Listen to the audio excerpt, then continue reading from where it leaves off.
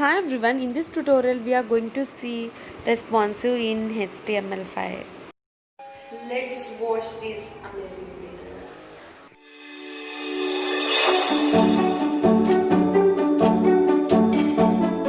In before tutorial I explained some important and new tags are available in HTML5. I hope it's like a very clear explanation. So you learned some of the tags and also given links in description.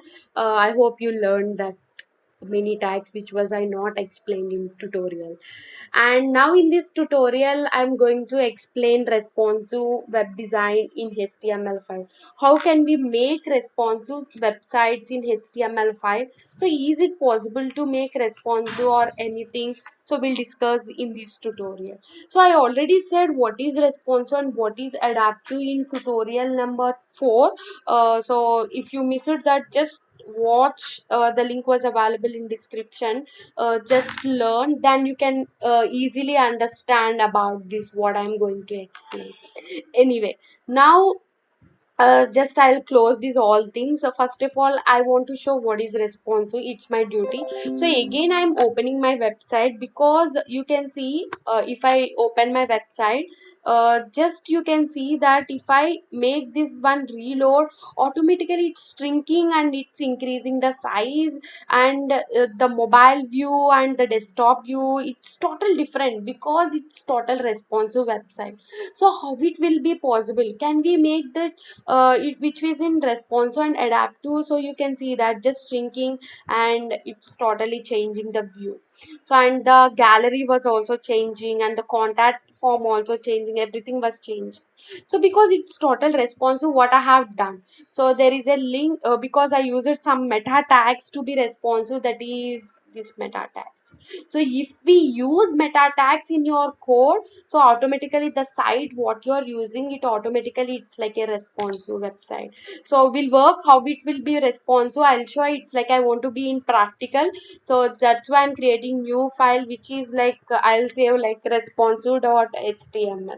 I want to close these all things and I want to copy the normal text and I'll paste this one. Now yes, we are having a tag which is called meta tag. So just I'm removing this unnecessary code. Yeah. So the meta tag should be in where? So where we need to write the meta tag? In head tag we need to write the meta tag.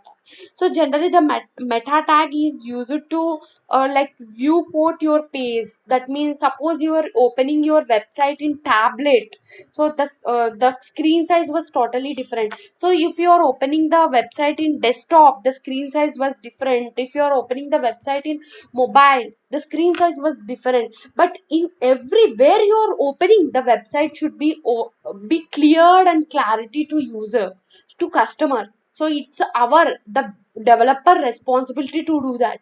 So the designer responsibility to do that. So that's why we are having a tag which is called meta. So for that means we need to give the name of the meta. So that means viewport.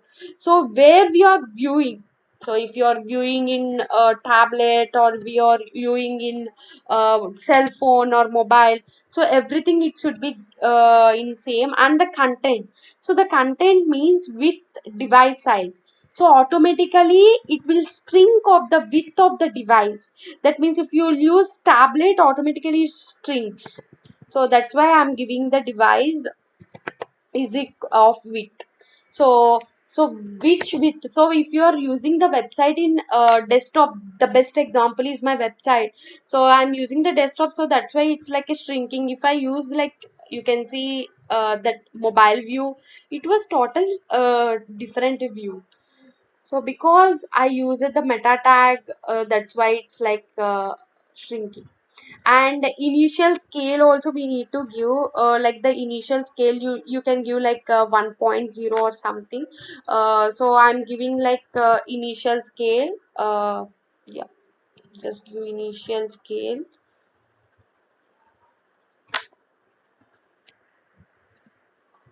initial underscore scale, initial hyphen scale. uh, So initial hyphen scale is equal to, I'm giving 1 or 1.0, it doesn't matter. So you can give what you want and just close this one.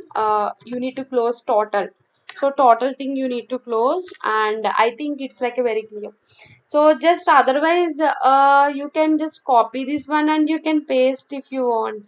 And I given like string to fit no. So that means sometimes we'll use up to here also you can use, doesn't matter, and just close this tag. And now in paragraph tag you can use something crazy, which is like some paragraph, and just control S, and see the different, guys, just see the different, and open that responsive .html file. And yes, it was opening. So generally if I shrink, you can see that it was changing the size. I think you observed or not, I don't know. Yes, it was changing. Some mobile automatically strings because of meta tag. So the setting the viewport, that means the setting the viewport, it's really matters. So it's really useful to set the viewport. So if you give like the image, and if you give like something, so it will set and it will like a clear and clarity. I think so if you use the best thing, I'll use uh, image, then you can understand very clearly. So I'm giving the tag which is like image. Yeah. So src is equal to, I'll use the nature image, which is like nature dot, I think it's like a jpeg. So I don't know, just I want to see the image. Yeah, nature dot jpg file, and just be in quotations. We all of us know how to be in.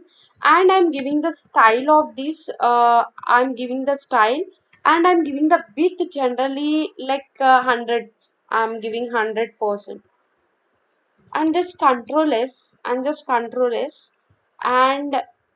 close this tag, and just control s and reload. You can see because I given 100%, that's why here we are getting.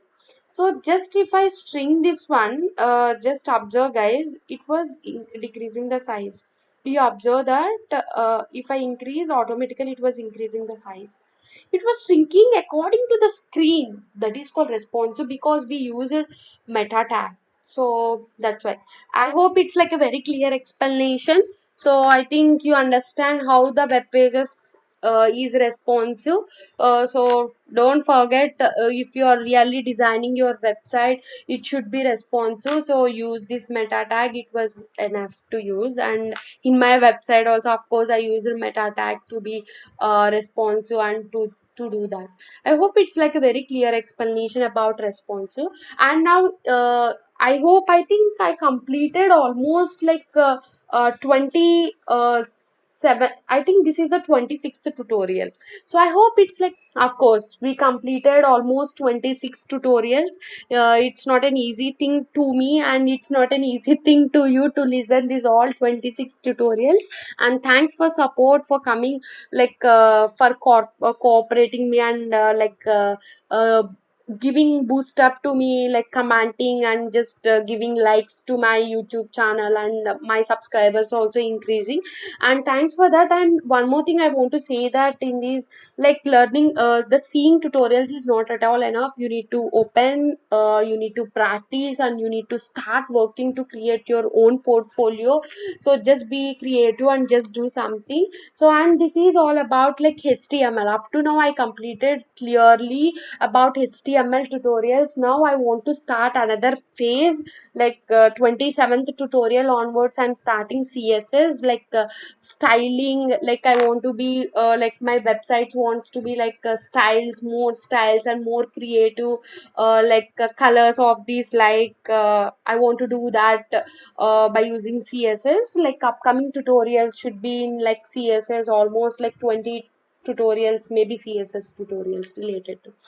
So just guys, just focus on developing the website, and just open your browser and open your editor, and just create something, and just start working on HTML. And upcoming tutorials I'll show how to style your website, then you can start working to style your website. And don't sit idle, just create something crazy to you. And one more thing, and I'm not giving any task for each and every tutorial.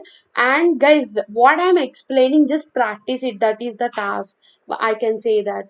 And you can do like crazy thing. Up to now, I think I explain all the things in HTML, right? So I want to give the task to you.